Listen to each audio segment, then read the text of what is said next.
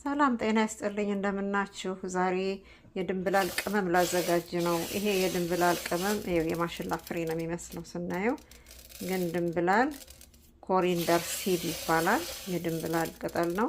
ለሽሮ፣ ለበርበሬ፣ ለቅመማ ቅመም ይገባል። ለብዙ ነገር ነው የምንጠቀምበት። ለዳቦ፣ ለሳምቡሳ ይጨመራል እና መጀመሪያ መታመስ አለበት። ከመፈጨቱ በፊት ይታመሳል፣ ይለቀማል ማለት ነው። አሁን እኔ ላምሰው መጥበሻ ላይ ነው ያደረኩት።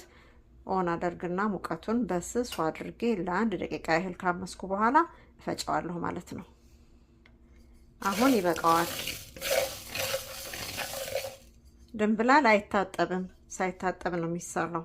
ምክንያቱም ገለባው በጣም ስስ ስለሆነ ፍርክስክስ ይልብ። ከመፈጨቱ በፊት በደንብ መቀዝቀዝ አለበት።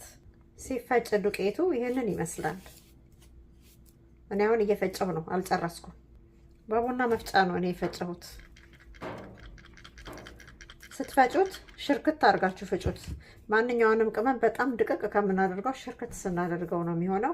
ይሄ ለዳቦ ነው የሚሆነው። ዳቦ ስናቦካ ሳይሆን ዳቦውን ካቦካም በኋላ እላዩ ላይ ነስንሰን ሊጡ ኩፍ ካለ በኋላ ለውሰን እንጋግራለን ማለት ነው።